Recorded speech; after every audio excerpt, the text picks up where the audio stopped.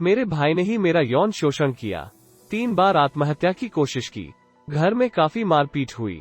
प्यार भी किया, लेकिन वफा के नाम पर मुझे धोखा मिला, वो भी 4 दफा। फिर मोह माया छोड़कर निकल पड़ी अपनी नई दुनिया बनाने। जूना अखाड़े के हरिगिरी महाराज से दीक्षा ली और सन्यासी बन गई। अब मैं किन्ना अखाड़े की महामंडलेश्वर हूँ। नाम है पवित्रानंद नीलगिरी। अब चलिए आपको अपनी कहानी बताती हूँ।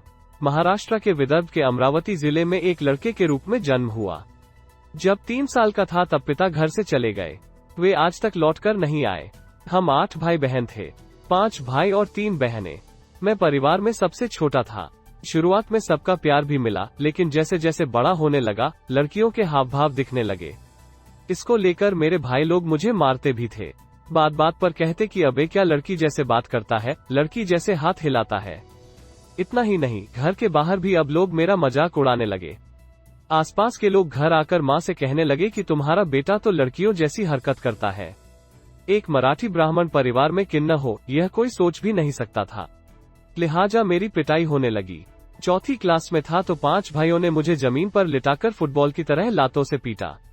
माँ ने घर से बाहर जाने पर पाबंदी लगा दी। इसके बाद भी जब लोगों के ताने कम नहीं हुए तो माँ ने इज्जत बचाने के नाम पर मुझे मौसी के यहाँ भेज दिया, लेकिन वहाँ भी मैं नहीं रहा और कुछ ही महीनों में वापस घर आ गया।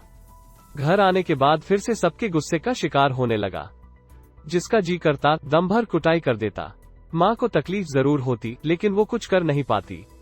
इसी तरह स्कूल में भी टीचर के हाथों भी मेरी खूब पिटाई हुई। टीचर बोलते कि तुम लड़कियों के साथ क्यों रहते हो। मुझे आज भी याद है, तब 9वीं क्लास में था।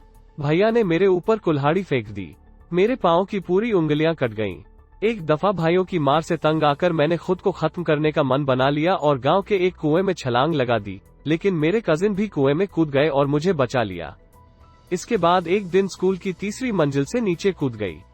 काफी चोट लगी, लेकिन बच गई। एक दफा तो जहर पी लिया, फिर भी मरी नहीं। एक दिन की बात है, परिवार में एक शादी थी। मेरा एक कजिन भाई मेरे साथ आकर सो गया। मुझे लगा कि भाई है, अगर मेरे साथ सोया भी है तो कोई बात नहीं, लेकिन उसने मुझे सेक्सुअली एब्यूज किया। एक दफा नहीं, कई बार। जब भी उसका मन करता मुझे शिकार बना लेता। 10वीं करने के बाद लगा कि अब बहुत हो गया, मेरा यहाँ रहना ठीक नहीं है। घर में भजनों की एक कैसेट थी जिसमें नागपुर के एक मंदिर का एड्रेस लिखा हुआ था। तय किया कि उसी मंदिर में चला जाए। घर से मैंने 5 किलो तुअर की दाल ली और निकल पड़ा। मैंने हाईवे पर हाथ देकर एक ट्रक रुकवाया और उसमें बैठकर नागपुर चला गया। रात के 12 बज रहे थे। मंदिर के दरवाजे बंद थे। मैंने दरवाजा खटखटाया। वहां के बाबा को अपनी सारी कहानी बताई और बोला कि अब मैं यहीं रहना चाहता हूँ। इस तरह मैं मंदिर में रहने लगा। मंदिर में हर दिन झाड़ू पोछा करता और भगवान को चढ़ने वाला भोग मुझे खाने में मिलता। 1 महीने बाद मैं वहां एक कपड़े की दुकान में 300 रुपए महीने पर सेल्समैन की नौकरी करने लगा। इसके बाद इस्कॉन से जुड़ गया। मैंने उसका प्रचार भी किया। बदले में मुझे खाना और रहने की सुविधा मिलती थी। मेरी सभी बहनें और कई रिश्तेदार नागपुर में रहते थे, लेकिन कभी किसी ने मुझसे न तो बात की और न ही अपने घर पर बुलाया।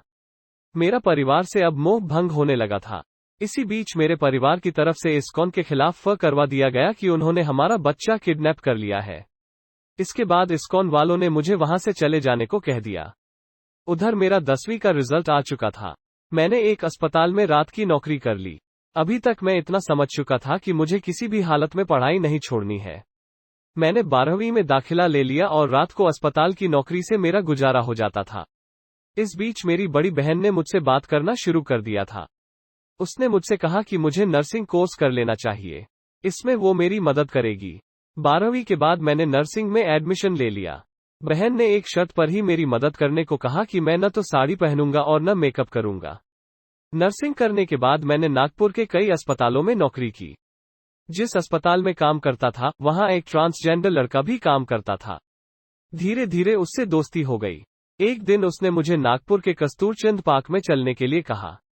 वो पार्क किन्नरों, ट्रांसजेंडर्स और LGBT कम्युनिटी के लोगों के आने जाने के लिए मशहूर था। वहां ब्राह्मण किन्नर, मराठा किन्नर, वाल्मीकि किन्नर, अमीर गरीब सब अलग अलग तरह के ग्रुप थे। शो ऑफ बहुत था। बस हम सब शाम को वहां मिलते थे। इस बीच मेरे 4 अफेयर भी हुए, लेकिन एक भी सिरे नहीं चढ़ा। सब मुझे लूट कर चले गए। मुझे अंदर से लगता था कि मैं गलत रूप में हूँ। लड़का तो हूँ नहीं और किन्नर के रूप में ये समाज इतनी आसानी से स्वीकार करेगा नहीं। इसके बाद मैंने सारथी नाम से संस्था की नींव रखी। धीरे धीरे किन्नरों और एलजीबीटी कम्युनिटी के लोगों से मिलना और उनके लिए काम करना शुरू कर दिया। इसी बीच एक सेमिनार में मशहूर किन्नर लक्ष्मी नारायण त्रिपाठी से मुलाकात हुई। वो मुंबई की रहने वाली थी और सिम्बोइसिस से पढ़ी थी। दिखने में खूबसूरत, फर्राटेदार, अंग्रेजी बोलने वाली बहुत ही प्रभावशाली किन्नर थी। साल 2007 में मैं उनकी चेला बन गया। मैंने और लक्ष्मी नारायण त्रिपाठी ने मिलकर किन्नरों और एलजीबीटी समुदाय के लिए कई सेमिनार करवाए। तभी मुझे पता लगा कि मेरी मां ने प्रॉपर्टी का बंटवारा कर दिया है, लेकिन मुझे कुछ नहीं दिया। मैंने अपना हक लेने के लिए कोर्ट में केस कर दिया और अपना हक भी हासिल किया। क्योंकि मेरा भी पेट है, भूख लगती है, कपड़े चाहिए और मैंने कसम खाई कि मैं कभी ताली बजाकर नहीं कमाऊंगा। अब किन्नर बनने के बाद की मेरी कहानी पढ़िए। मैंने तय किया कि जो मेरा असली रूप है, उसी में सबके सामने आना चाहिए। मैंने खुद से मर्द का झूठा टैग हटा लिया और साल 2013 में किन्नर बन गई।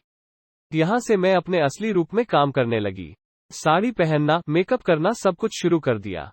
इसी बीच साल 2014 में सरकार ने थर्ड जेंडर बिल पास कर दिया, जो हमारी सबसे बड़ी उपलब्धि थी, लेकिन अभी तो हमें बहुत कुछ हासिल करना था। हमने परिवार, समाज और कानून से तो अपना हक ले लिया, लेकिन धर्म से हक लेना बाकी थी। धर्म के ठेकेदारों ने हमें हमारे हक से वंचित कर रखा था। हमें धर्म से गायब कर दिया था, जबकि शिवपुराण, महाभारत, रामायण सब जगह किन्नरों का बखान है। साल 2016 में जब उज्जैन में कुंभ का आयोजन हुआ तो हमने तय किया कि हम 14वां अखाड़ा यानी किन्नर अखाड़ा बनाएंगे, लेकिन अखाड़ा परिषद के अध्यक्ष नरेंद्र गिरी ने इसका कड़ा विरोध किया। वे ऐसे ऐसे शब्द बोलते थे कि दर्द होता था सुनकर। क्या कुछ नहीं बोला हमें साधु समाज ने। कहते थे कि बाप के आगे बेटा नहीं चल सकता, हमारी उंगली पकड़कर ही चलना होगा। कहते थे कि अच्छा, अब सिग्नल पर भीख मांगने वाले, नाचने गाने वाले, शाहरुख सलमान की बात करने वाले धर्म की बात करेंगे। हर दिन यह कलह बढ़ता जा रहा था। मेरा और लक्ष्मी का कहना था कि हम साधु समाज से पहले हैं, हम साधु के पैर नहीं पड़ेंगे बल्कि साधु हमारे पैर पड़ेंगे। मैंने बोला कि तुम लोग अपनी सेक्सुअलिटी कोई दुकान से खरीदकर नहीं लाए हो कि 200 ग्राम या 100 ग्राम सेक्सुअलिटी दे दो। हम शिव के साथ हैं, अर्धनारीश्वर हैं। साधुओं की जिद थी कि किन्नर पेशवाई, जुलूस नहीं निकाल सकते हैं। मंत्री, संतरी, डीसी सबने हमें मना किया और कहा कि यहां से वापस चले जाओ। हमने ऐलान कर दिया कि हम गली चौराहों पर नंगे हो जाएंगे और खुद को आग लगा लेंगे, लेकिन धर्म का अपना हक लेकर रहेंगे। मैंने लक्ष्मी से बात की और तय किया कि बिना परमिशन के पेशवाई निकालेंगे, देखते हैं कौन क्या करता है। हमने जुलूस निकाला और भीड़ हमारे जुलूस में शामिल हो गई। साधु समाज देखता रह गया। हम परिवार से लड़े, समाज से लड़े, तो अब धर्म के ठेकेदारों से लड़ना हमारे लिए कोई बड़ी बात नहीं थी। 1.5 महीने की लड़ाई में हम जीते और साधु समाज हार गया। हमने अपना अखाड़ा बनाया और मैं किन्नर अखाड़े की महामंडलेश्वर बनी। हालांकि अभी भी कोई भीड़ में हाथ दबा देता है। सोशल मीडिया पर मां बोलकर कहता है कि अपनी कोई अच्छी वाली फोटो भेजो। कोई साधु कान में कुछ फूंक कर चला जाता है। दरअसल साधु समाज को डर था कि उनकी दुकान बंद हो जाएगी। ऐसा हुआ भी। हर कुंभ में हमारा पंडाल हरा भरा रहने लगा और साधुओं के पंडाल खाली रहने लगे। लोग हमसे ही आशीर्वाद लेने लगे। ऐसे में महंत हरिगिरी महाराज जूना अखाड़े वालों ने हमसे विलय के लिए कहा। हमने भी सोचा और तय किया कि हम जूना अखाड़े के साथ विलय करेंगे। साल 2019 में हमारा जूना अखाड़े में विलय हो गया। अब हमारा किन्नर अखाड़ा 14वां अखाड़ा है, लेकिन शाही स्नान और पेशवाई हमारी जूना अखाड़े के साथ ही होती है। इसको लेकर भी साधु समाज को बहुत तकलीफ है कि अब किन्नर हमारे साथ शाही स्नान करेंगे, लेकिन इसके लिए लंबी लड़ाई लड़ी है। बहुत सारे काम हैं अभी जो करने हैं हमें। किन्नरों को नौकरियों में लाने की हम कोशिश कर रहे हैं। किन्नर अखाड़े की महामंडलेश्वर पवित्रानंद नीलगिरी ने ये बातें भास्कर रिपोर्टर मनीषा भल्ला से शेयर की हैं।